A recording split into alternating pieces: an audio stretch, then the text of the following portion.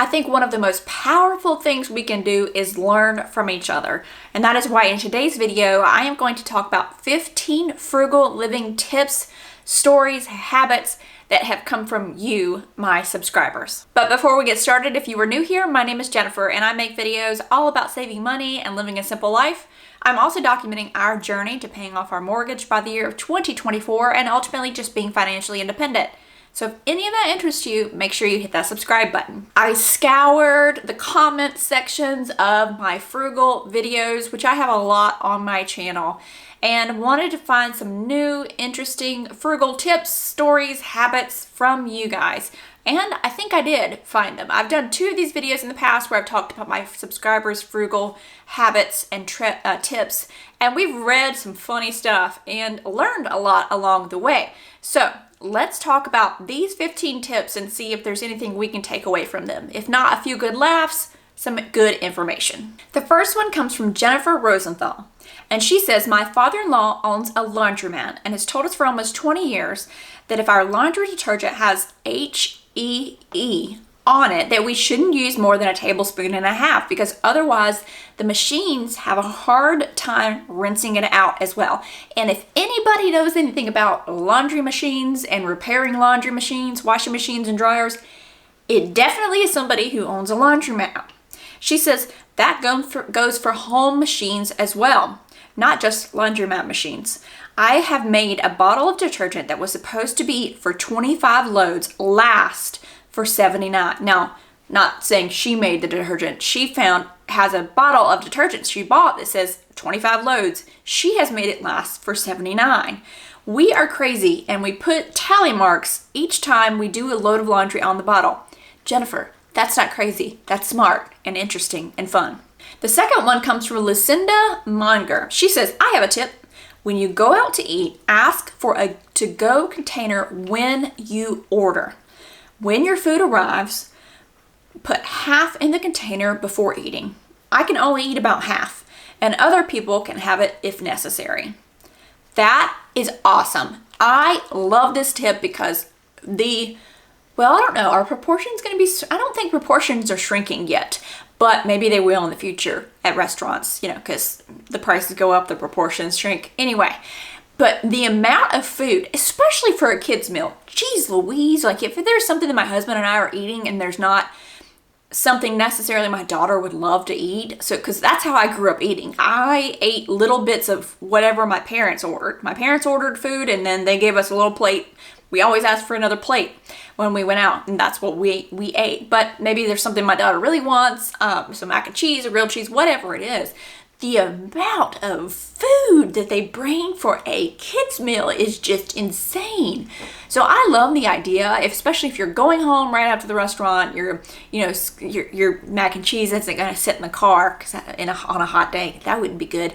But getting a to-go container right when you order.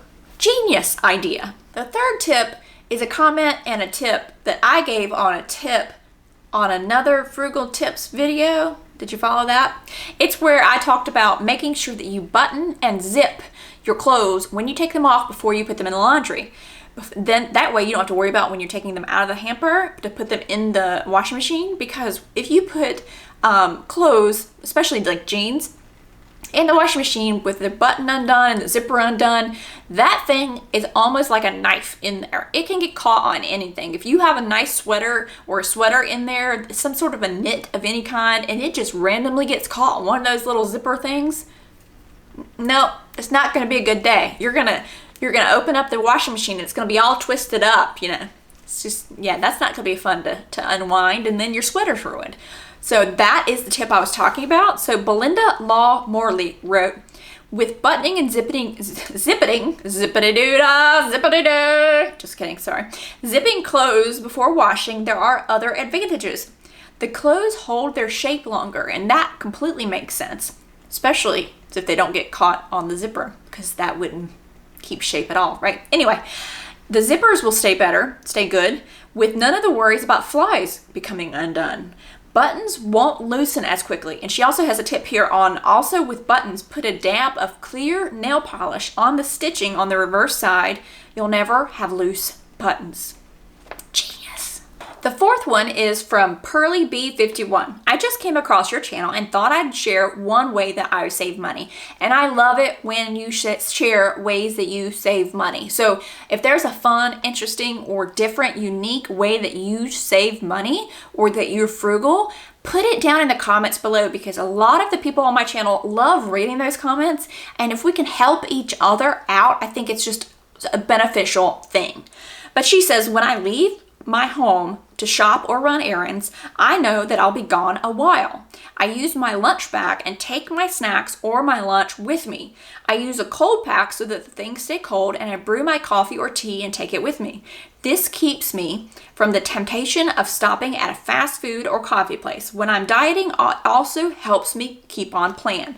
This is a huge way to save, not only save money, but not end up eating something completely unhealthy. Because a lot of times if you're out and about and you're extremely hungry, you're not going to go to the place that you have to wait in line or you have to sit down where you could get a healthy salad or something like that. You may be more tempted to stop at the Quick Trip and get a taquito and a hot dog and maybe, their version of a Blizzard and possibly an icy, which, oh, those are so good. Anyway, you walk out and you got all this crap and you just shove it in your mouth. You don't even realize what's happening because you're just starving and you're just like, I got to get it. Sorry, that obviously has probably happened to me and possibly you as well. But that is what she's talking about. Rather than doing that, taking a snack. And you don't have to go as far as packing a whole lunch, but packing a granola bar, bringing a banana, putting an apple in a bag. With my daughter, she's 4, I still have a bag where I bring a change of clothes, because you just never know when she jumps into a muddy puddle and gets all wet. It's happened. Because obviously she watched that on Peppa Pig, and it's just fun to jump in muddy puddles, right? Does anybody else's child who's,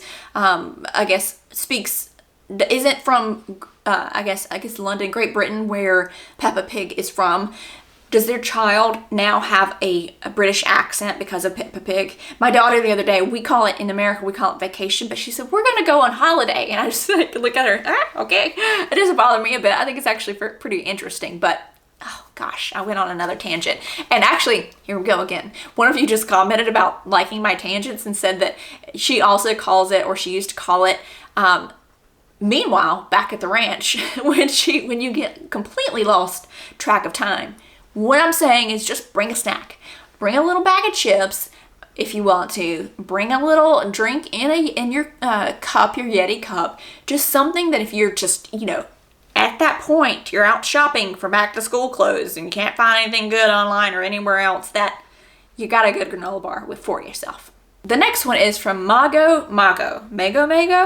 And if I mispronounce any of your names, I'm sorry, I'm trying. Anyway, it says, if you don't recycle the cereal thick plastic bags, the plastic bag insert that the cereal comes in the cereal box, use them to freeze meat. I freeze chicken breast, and when thawed, I use the same bag to pound the meat for thin steaks. Now, I don't eat meat anymore, but I remember, especially you're making, what was it?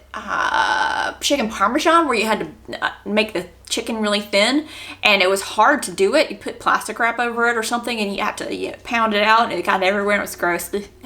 Glad I don't do that anymore. But that is genius to reuse those bags for freezer bags for your meat. Just saying. The next one comes from Rowan Orr. Teach yourself to hand sew. It really is not that hard. Trust me, it really is not that hard. And you will have a new superpower. YouTube has videos, of course. Mostly I use backstitch and hemstitch. P.S. For repairs where strength matters, dental floss is one of the strongest threads you can use. That is not something I had even remotely thought about. And I remember, I think, sewing up some kids, some toys or a doll or something where dental floss would have been genius for the amount of use that those things get. The thread just couldn't handle. Dental floss, I love that idea. But honestly, hand stitching, I am of the point where I can stitch, or I can use the sewing machine to sew up something, but getting it down, plugging it in, winding the bobbin, putting the thread through the thing. You get where I'm going with that. It just takes too long, right? So a lot of times I'll just grab a needle and thread, just fix whatever problem I have. The next one came from Tapple, T-A-P-P-L-E. It says to cut the elastic off of socks that no longer have friends or that have holes in them, And now you have an elastic hair tie. I haven't bought hair ties in years because my boys wear out their socks quickly. I love that. Had never heard of that. Cutting the top of the sock, so because then you could still reuse the sock to dust, which is I think the tip that she's talked about in here. But cutting the top off of it and using it as a hair tie. Genius. The next one is from Carolyn Turner Clark. She says if you have wool socks that have holes, roll them up, throw them in your dryer, and use them as wool dryer balls to help soften your clothes. I didn't think about that either. Love that idea. The next one's from Dana Minimalist, and she has a saying. She says, a friend of mine has a small poster that says, see all of that clutter? It used to be money. That is a good poster to have, or just a sticky note to put on your goal board or to put on your computer. See all of that clutter? It used to be money. Everything in your house that you're wearing, it used to be money. And I made sure that I included this one because it got a high amount of likes for my channel. It got 114 likes. So obviously you guys like this one. See all of that clutter? It used to be money. The next one is from Elaine Spratt. She says, my grandmother would take bars of soap after they had gotten too small to use, and she would put them in a mason jar full of water. Bear with me. After the bars have dissolved in the water, you now have liquid soap that may be used for body wash in the shower or added to your bath water for bubble bath. That way, your small bars of soap can be repurposed and not thrown away. I see a lot of people talk about how they smush them together to create another bar of soap, but I hadn't heard this talking about turning it into body wash or bubbles for a bubble bath. I just thought that was such a fun idea. Now, this next one is not a frugal tip. It is a result of being frugal, so I wanted to share it. And it is from Annabelle Wood. She says, these are great tips and stories. The world would benefit if more of us lived and thought this way. Having a budget is one of the most important things you need in life. I'm 51, my husband 56. We are both retired with over $3 million in net worth and no debt. Currently living smart and frugal with our money. Conscious spending, having a budget, saving and investing made it simple for us this early. Thanks to the FIRE movement that taught us a lot. And if you don't know, the FIRE movement is financial independence, retire early, and that's what we are interested in as well. And basically, it's not that you don't work after a certain age, it's that you do what you want, meaning you do the jobs that you want to do. You don't have to be stuck in a cubicle from 9 to 5 in a job that you hate. I hate that for people now if they're, have to be that way and have to have a job that they don't like. It just breaks my heart. But especially after a certain age, I think we've all realized that we want more from life. We want at the end of our life not to be like we worked for 65 years, but we did something we enjoyed. We did something we loved. So that if you're making little to very little money on it, it's fine because you're enjoying it and you've saved up and you've worked hard enough for so long that it's okay that you're doing something that doesn't pay that much because you're only doing it because you want to. Now, the next one is a little bit long, but please bear with me. I will read through it. Linda McDermott, who, shout out to Linda, she always leaves such great comments. I wanted to read what she wrote. I loved hearing the Depression era frugal tip stories. I'd like to share a few of mine. They are very interesting, so just hang on. My grandma and her twin brother had to leave school in the 5th grade when their father died. Grandma became a governess, another word for nanny, and my uncle went to work in the mines in Pennsylvania. I remember my grandma, who became a hairdresser, washing clothes in the kitchen sink on a washboard and hanging them out to dry. Everyone at that time had a victory garden and canned fruits and vegetables. I was born after World War II. My mother made all of our clothes, and we went out picking wild elderberries and apples to make jelly. I remember, and I don't like pecans or nuts or I don't like any kind of a nut, but I remember my mom and my grandpa and I, this is just such a wonderful memory, so that when she brought up talking about picking elderberries and apples to make jelly, it just brought back this memory, and I can literally picture it of us going to this, we knew this family's property, and they allowed us to come on and pick pecans. Pecan, pea in a can, pecan, again, tomato, whatever you want to call it. We came and picked pecans, and it was just so much fun to eat and forage off the earth or get that. Of course, I didn't eat that, but it was so fun actually to crack those things. My mother let me do it. It was difficult to do, but it was fun to do that. She continues, one of our neighbors, a single mom, would take her kids and my brother and I with our little pails and pick coal from the calm banks to heat their house in the winter. Another friend had a coal stove to cook on and an ice box. The iceman would come deliver ice. In the winter, they would put their milk, etc., on the window sills to keep them cold. Years later, I had 3 kids, worked full-time, but loved the idea of growing my own produce. She had 1/3 of an acre of veggies. That is a huge garden. 18 apple trees and dozens of blueberry bushes. Can you imagine? Oh my goodness. I made jelly and froze enough for my family for the whole year. We lived in a house with a coal stove that I liked to cook on. It was better than a crock pot. I could start supper before leaving for home and move the pot to the warm side of the stove, and the house would smell so good when I got home. I also baked bread then. The back of the coal stove was perfect for the rising dough. I also sewed and made all of our clothes. Years have passed. The kids have grown. I'm in my 70s. I still sew, but I look back at those wonderful memories. I don't know why, but it just I love reading this. I love hearing from somebody in her 70s and her looking back on her life and seeing these things that other people now would find so difficult and seeing the good in them.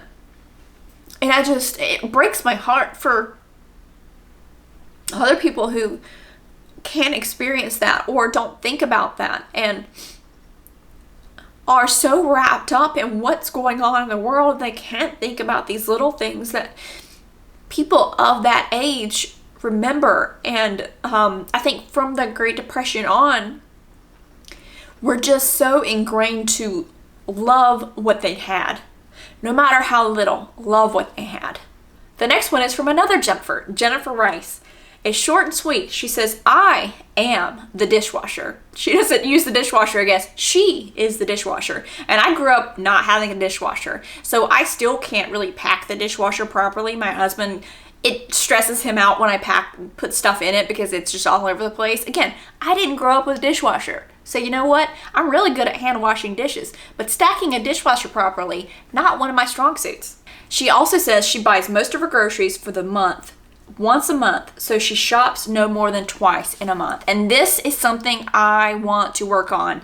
So I am planning on doing a more in-depth meal planning video and also trying to streamline my grocery shopping even more, where I bulk shop for that month's meal plan at the beginning of the month. So the times that I have to go out and get fresh stuff, which because we eat a lot of fresh fruits and vegetables, is only once a week, but I can get in and out of the grocery store because just the time that it takes just to go through the entire grocery store, I think if I can narrow it down to one day a week and then just do the little shops throughout the week or throughout the rest of the month, then so again, go back. If I can narrow it down to shopping once a month for the big things and then shopping weekly for just the little bitty things, then I think I could save so much time and possibly save money. This one made me laugh. I just think her husband is probably hilarious. Josephine521 says, we cut our cable 8 years ago because we were paying $80 a month Canadian and we weren't even watching TV. One morning, a marketer called trying to sell my husband cable. My husband said, we don't watch TV. The marketer went silent and then said, what do you do for fun? My husband said, we pray. I love that. The marketer, long silence, then very quickly said, well, okay, have a nice day. The last one isn't necessarily a tip, but very insightful, and so I thought I wanted to share. This is from Calla Lily. She says, I noticed the people who judge others for being frugal and call them cheap are usually undisciplined with their own money. It's easier for them to judge others instead of taking care of their own finances. Being frugal takes dedication and discipline. Absolutely, it does. So I hope you guys enjoyed this video. Again, if you have any new, unique, fun, frugal tips, habits, stories, please share them down below. Just unique ways that you save money. I would love to hear them. Also, if you like this video, make sure you give it a thumbs up and don't forget to subscribe to my channel. I would love to have you back for more videos.